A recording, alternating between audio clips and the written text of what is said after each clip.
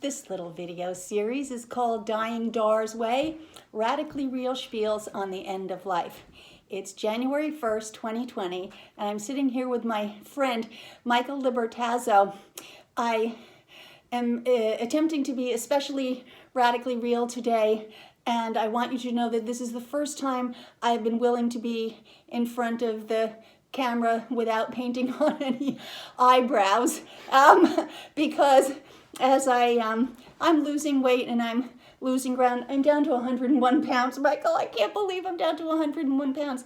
I find myself a little bit less concerned with the vanity issues, which is probably a good thing. So just to bring people up to date, I'm still mostly unmedicated. In order to be able to do this video, I took some Tylenol and a cup of real coffee, which I don't normally drink because I want to be able to sit up straight and get through the video. I'm just glad I can still continue to do these things. I'm starting to think about who will grieve and how the grieving process will go. And you know, I've got a counseling degree, you're a psychologist. I keep on thinking in terms of Venn diagrams and how I can make things, put it into graphically or visually and help people understand how things work, because I'm finding that a lot of people just don't know how to be with me as I'm dying. And I'm also getting concerned about how they're going to be with my children when my children are grieving. And so I borrowed one of these little ring theories. You see, I'm going to fill in the blank a little bit. And I'm going to say that at the center, until I die, I am at the center, and then after I die, my grieving children will be at the center of the diagram. So the needs come out this way, right? And the supports and the services go in that way. So really what I'm trying to show people here is that I am becoming hyper aware of the boundaries that I need to have accepted as I go through this. So now Michael had some distinctions about, you said intimate family, right? Because what's the difference between intimate family members and more distant families, more family on the peripheral, the family that have really been close to you, and that you've been living in relationship with. And they know who they are. And they should know who they are. Okay, and there might be... And they should know who they aren't.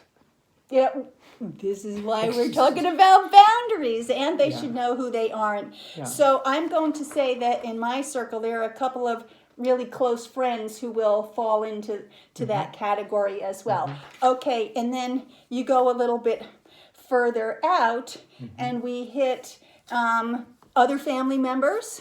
Who else is in the next layer out? Acquaintances. Acquaintances. This got a C in it, right? Acquaintances. Providers. Oh yeah, providers. And some other friends.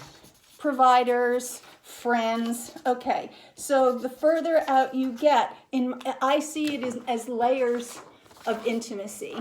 The further out you get, the more you're going to be providing services and supports, while the people at the center, or even the next layer out, are sending needs and requests out that way. Okay, so this is the thing I'm generally trying to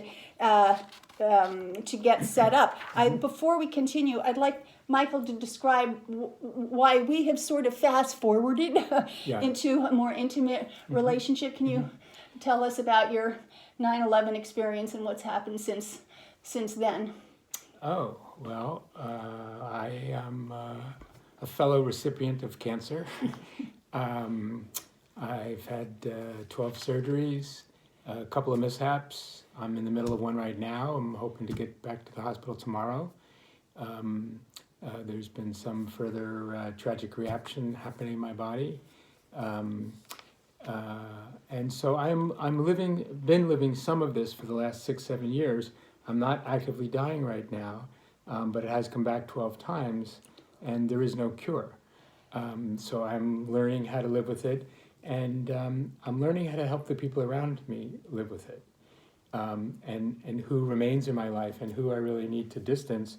And sometimes the phrase I use is that I've fired a lot of people just because they won't listen to me and I don't have the energy to keep directing them. This is so important. I don't want to fire people, but sometimes I am sorely tempted to invite people to be reminded of the level of intimacy. Because the last thing I want when my children are grieving is to be taking care of other people's. So I've become extremely sensitized. You talked about this in terms of permeable and impermeable boundaries. Can you say more? Well, I want to say one thing first. Okay. I want to say, I just think that this is just so incredible how you are teaching and nurturing to the end, which I find you an incredible humanitarian, and how you're using your illness and this process and in this very moment. And I mean that with all of my heart and all of my mind.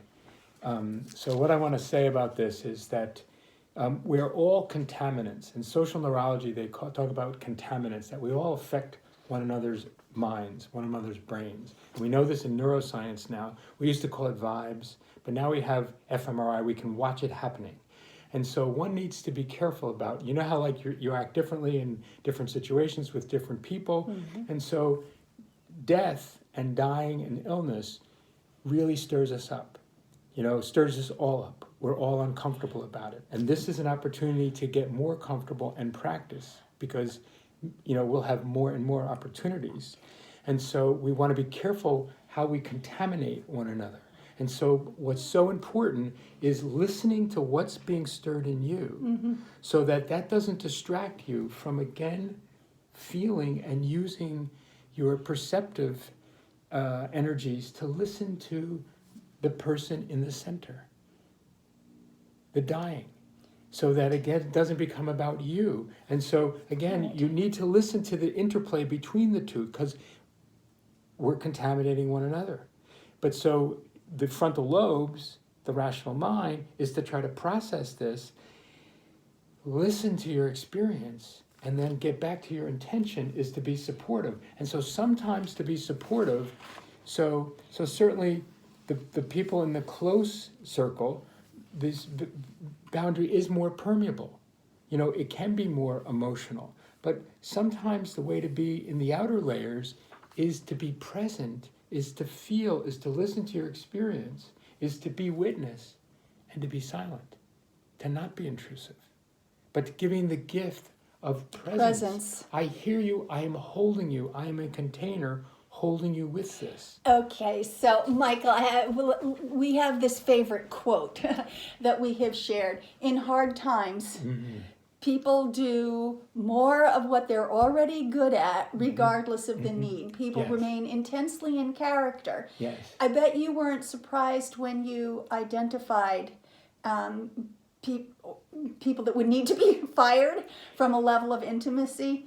Well, some people have surprised me and have really grown with me, and some people have surprised me and really couldn't, and I didn't have the energy like you have to keep teaching and teaching. And so I chose for a while, when things were pretty grim for me, to withdraw, to save my energy. I have been somewhat surprised.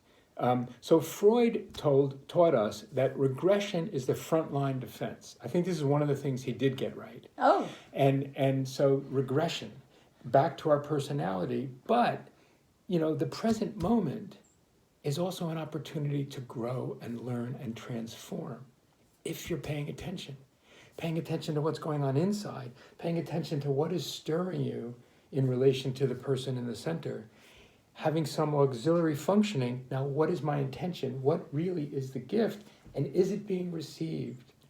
When you're purchasing a gift for somebody for their birthday, it's not just what you would want, it's what really will touch them. Okay. And we're going to talk more about this. I think we'll wrap up this one to make the video not too long, and then we're going to say more about these boundary issues. So I have a request You know, I'm already thinking in terms of details of a memorial service. I hope you'll be. I hope you'll be there. Well, you have to help me know my place. Okay, yeah. Well, like I said, Michael fast forwarded into the intimate zone of my circle. So I'm just going to ask people to be aware of these levels of intimacy, that the needs come out, the services go in, and it's really pretty simple. And we'll talk about the permeability in the next video. Thank you. Thanks.